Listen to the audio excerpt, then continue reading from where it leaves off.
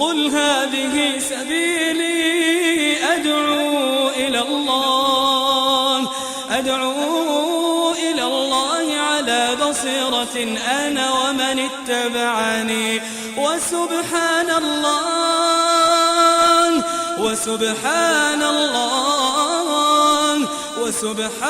الله وما بسم الله الرحمن الرحيم والحمد لله رب العالمين. Mes chers frères et sœurs, vous l'avez compris, le sujet d'aujourd'hui, malheureusement, traite encore une fois de plus sur le terrorisme, al-irhab, sur ce qui s'est passé ces derniers jours, ou disons ces dernières semaines ou ces derniers mois, dans plusieurs endroits du monde, et pas simplement en France, pas simplement en Belgique, mais il y a eu ces actes terroristes, malheureusement, l'il-asaf, et il ne faut pas l'oublier aussi, il faut le préciser, le souligner, ici, car c'est des vies humaines, ici qui ont été tués, et la vie humaine, eh bien peu importe la personne, la couleur qu'elle avait ou peu importe la nationalité qu'elle avait ou peu importe, à partir du moment où on a tué injustement une personne, eh bien ici il faut rappeler et condamner cela fermement, que ce soit un Turc ou que ce soit un Marocain, que ce soit un Français ou un Belge ou peu importe.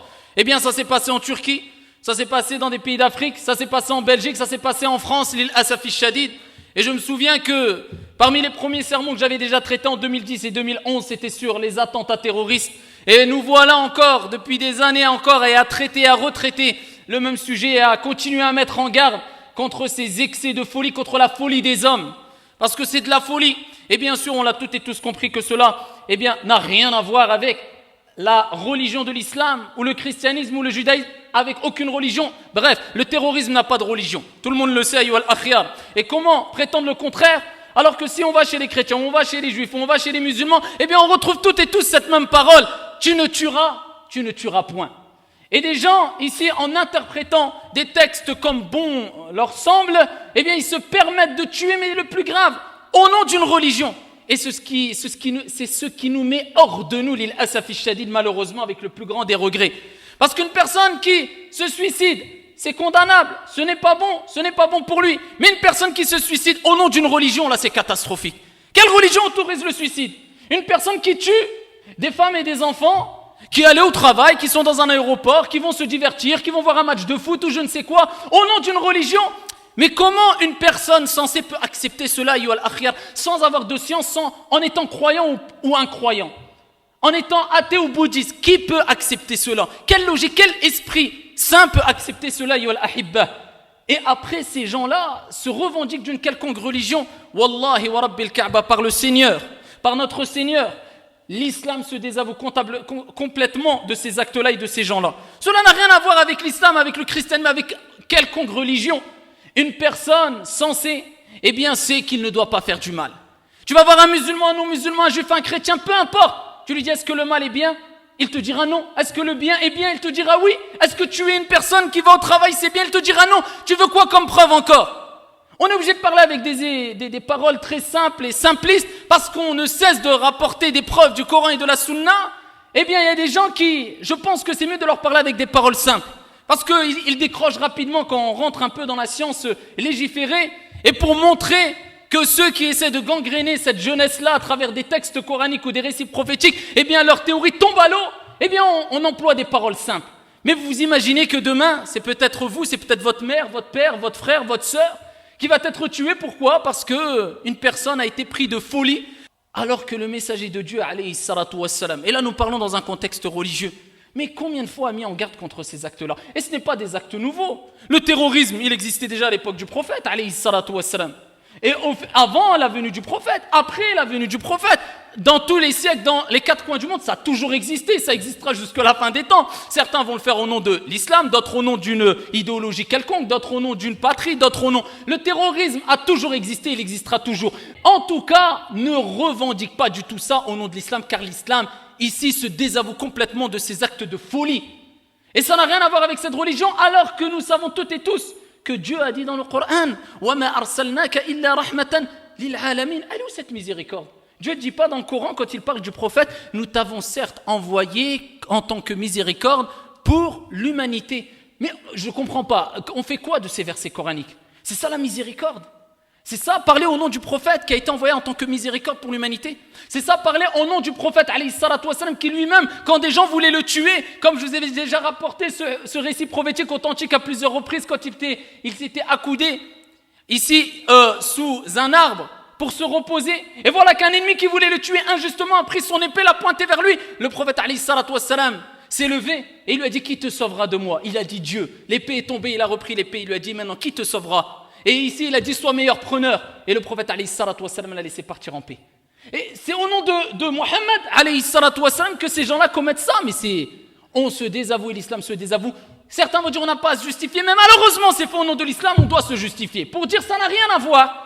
On se justifie dans ce sens-là pour dire attention.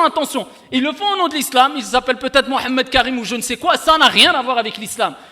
Le prophète alayhi salatu wassalam n'a-t-il pas dit: et il y a des priorités dans la vie comme il y a des priorités, il y aura des priorités au jour de la résurrection.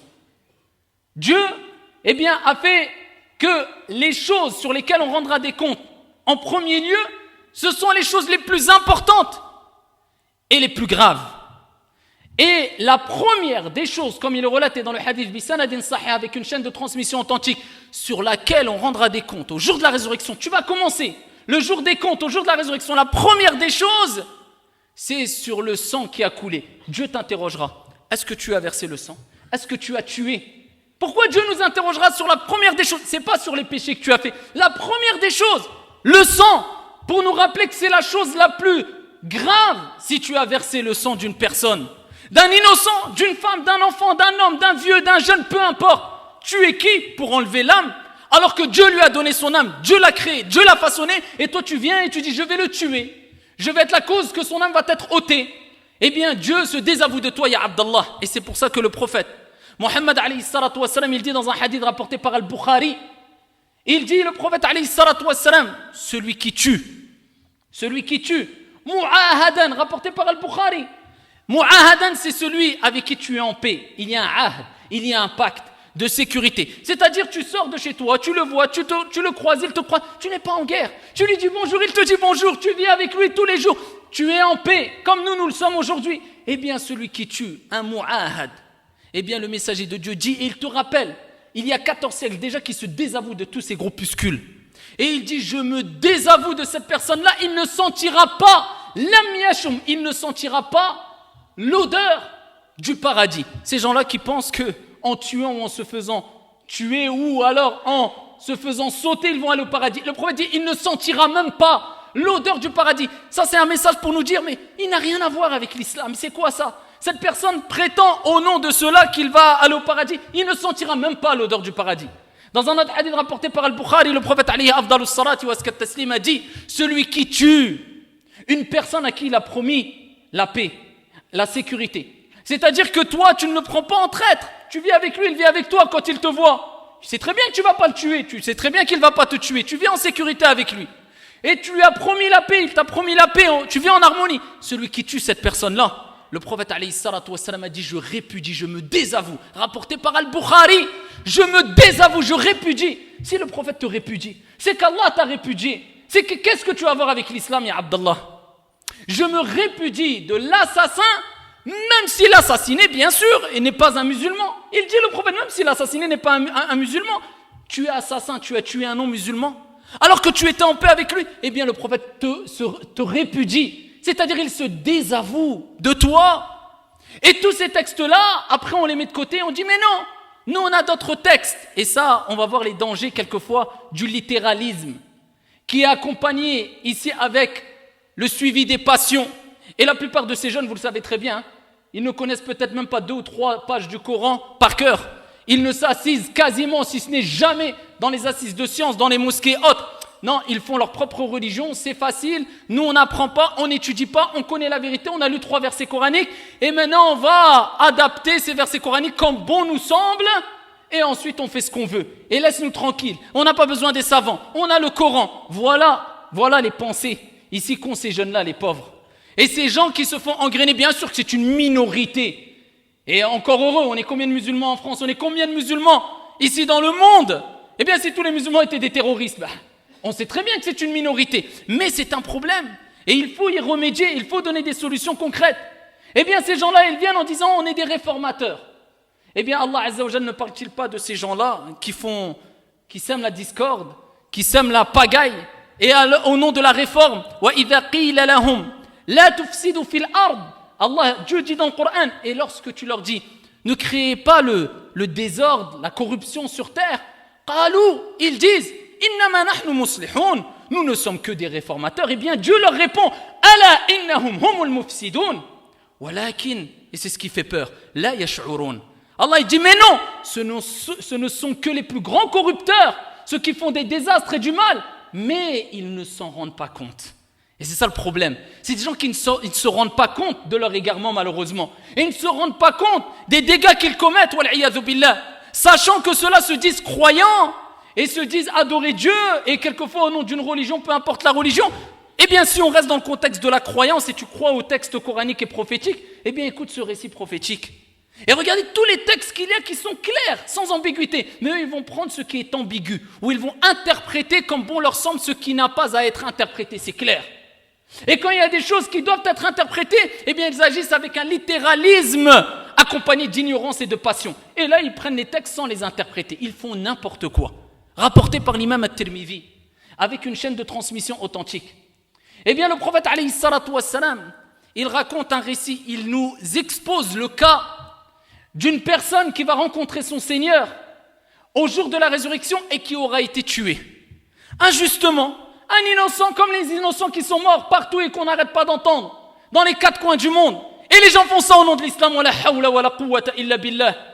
Eh bien, il dit, le prophète alayhi salatu wassalam, au jour de la résurrection, celui al-maqtoul, celui qui a été tué, eh bien viendra accompagné, pas tout seul, accompagné du tueur, celui qui l'a tué.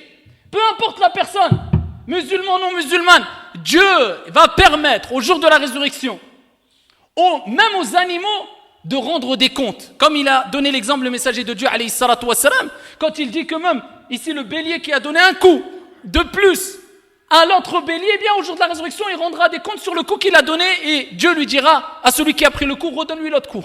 Rends-lui un coup aussi. Aux animaux, que dire de l'être humain? Eh bien, celui qui a été tué viendra au jour de la résurrection. Et le prophète, alayhi salatu wassalam, apporte des paroles qui font froid dans le dos. Et on est obligé de citer ces récits pour réveiller les consciences d'une minorité encore heureux.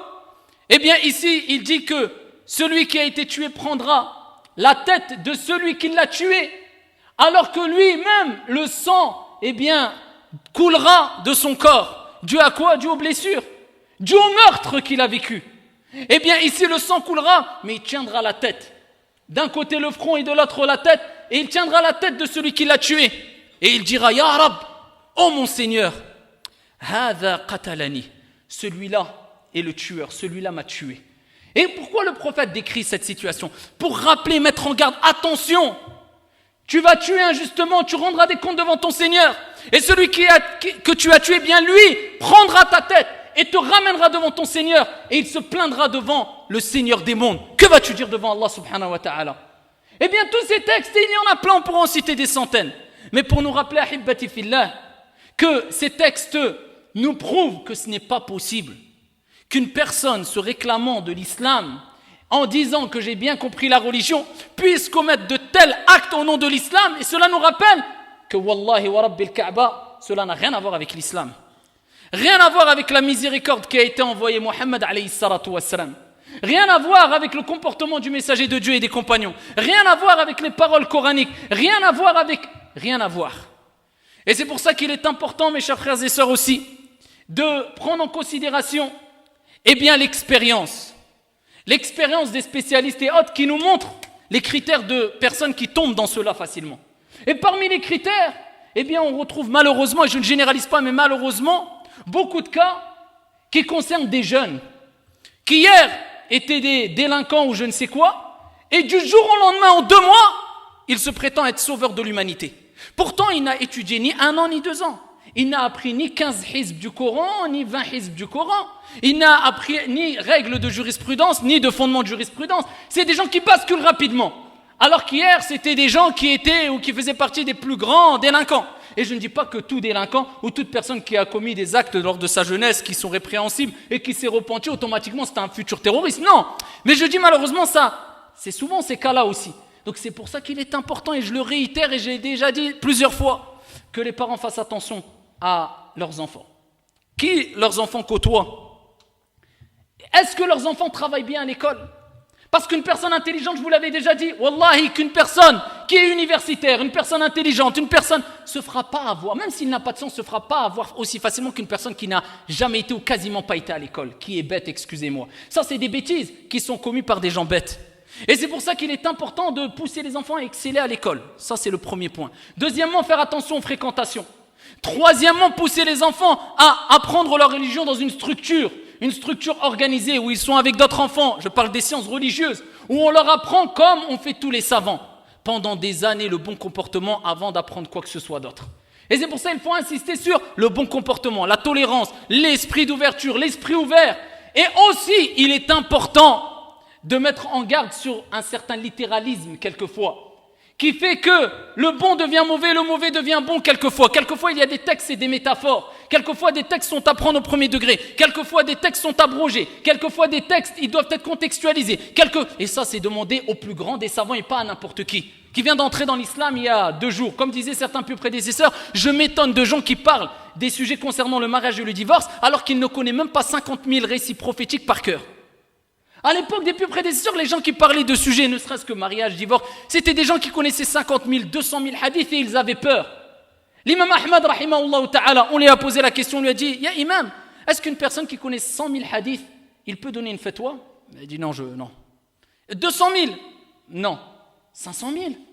Non. 1 million ? J'espère. 1 million ? J'espère. Le type, il connaît rien. Il vient et dit non, vous avez rien compris. Moi, j'ai connu. Pourquoi ? J'ai vu sur Internet des montages avec des anachis. On m'a fait croire que j'étais dans un film d'Hollywood et qu'à la clé, j'allais gagner le paradis. T'as gagné quoi ? T'as rien gagné. Quel paradis ? C'est l'enfer là-bas. Les gens, comme je le dis, je le répète, ils font tout maintenant. Et regardez à cause de ces gens-là. Ils sont partis dans ces pays-là. Eh bien, ils ont fait ruina. Les gens font tout pour venir maintenant, pour être en sécurité ici. Ils sont prêts à mourir, que leurs enfants meurent. Ils sont prêts à sacrifier même leur vie pour pouvoir passer la mer, traverser la mer pour arriver dans les pays d'Europe pour être en sécurité et fuir ce terrorisme. Eh bien, après quand il y a des attentats en Europe, eh bien, après on les rejette ces migrants. Ah ben non, regardez, peut-être vous êtes des terroristes. À cause de eux, eh bien, ils peuvent plus vivre nulle part. À cause de qui ? C'est ça les conséquences. Vous croyez que le prophète alayhi salatu wassalam, quand il agissait, ça apportait ses conséquences ? Jamais. Tu veux savoir si une personne est dans le bien ou dans le mal ? Regarde les fruits de ce qu'il a fait. Regarde les conséquences de ce qu'il a fait. S'ils sont bonnes, cherche pas à comprendre, il est dans le bien. Si c'est mauvais, cherche pas à comprendre, il est dans l'égarement. Qu'est-ce qu'il y a de bon dans ces gens-là ?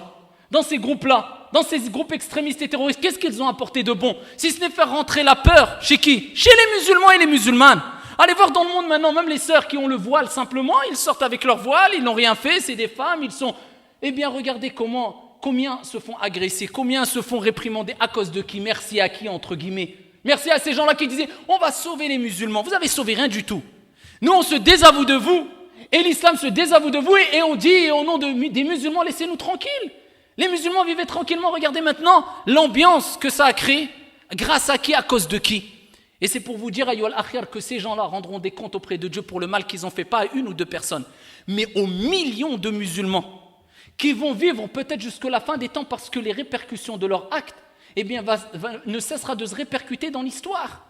Et la mauvaise image ne cessera de circuler à travers l'histoire à cause de eux. Mais que vont-ils dire devant leur Seigneur ? Le petit être humain faible qui a plein de péchés, il se rajoute cette responsabilité. Étonnant.